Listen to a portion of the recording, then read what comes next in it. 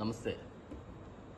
ఈరోజు కృష్ణా జిల్లా ZP chairperson ఒక మహిళ ఉప్పాల హారిక గారు వారి భర్త గారు వెళ్తుంటే మీటింగ్కి వాళ్ళని ఆపి కారుని అడ్డగించి వాళ్ళని మీటింగ్కి పోనీయకుండా దౌర్జన్యం చేస్తున్నారు తెలుగుదేశం వాళ్ళు, కూటమి ప్రభుత్వం వాళ్ళు. ఆ దుశ్చర్యని పోలీసులు వాళ్ళు ప్రత్యక్షంగా కళ్ళారా చూస్తున్నారు, కానీ దాన్ని ఆపేదానికి కానీ వాళ్ళని లోపలికి పంపించేదానికి కానీ ఎటువంటి కార్యక్రమాలు వాళ్ళు చేయటం లేదు. ఇలా రెడ్ బుక్ రాజ్యాంగాన్ని నడిపిస్తున్న ఈ కుటుంబ ప్రభుత్వాన్ని ప్రజలు త్వరలో బుద్ధి చెప్పే రోజులు వస్తాయి.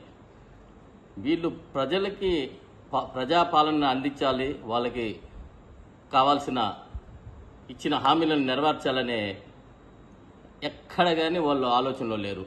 మనం ఎంతసేపు రెడ్ బుక్ రాజ్యాంగాన్ని నడిపించాలి, మన వైఎస్ఆర్సీపీ వాళ్ళని అరెస్ట్ చేయాలి, జైలులో పెట్టాలి, ఇదే చూస్తున్నారు. ఒక మహిళకే రక్షణ లేదండి, ఒక మహిళకి రక్షణ లేదు. ఏం చేస్తున్నారు మీరు? అసలు ఏం పాలన జరుగుతుంది ఈ రాష్ట్రంలో? మీరు ఒక్కసారి ఆలోచించండి చంద్రబాబు నాయుడు గారు, లోకేష్ గారు. ఇలాంటి పాలన అవసరమా? ప్రజలు మిమ్మల్ని ఎన్నుకున్నారు, ఈవీఎంలు ఎన్నుకునే ఇంకోటి ఎన్నుకున్నారు. మీరు ప్రజాపాలన చేయండి, అంతేగాని మా మీద, మా వైఎస్ఆర్సీపీ వాళ్ళ మీద నిన్నటికి నిన్న శ్రీకాకుళం దగ్గర ఒక హత్య చేయటం జరిగింది. ఈరోజు చూస్తే కాళహస్తిలో ఒక మర్డర్ కాళహస్తి యాత్రని ఒకరిని జనసేన వాళ్ళు మర్డర్ చేయటం జరిగింది. ఇలా చూస్తూ పోతా ఉంటే కుక్కలు వస్తున్నాయి.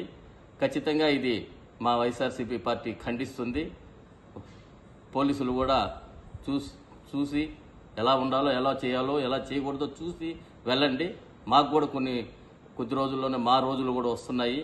ఖచ్చితంగా మేము అందరినీ గుర్తుపెట్టుకుంటాము. Thank you.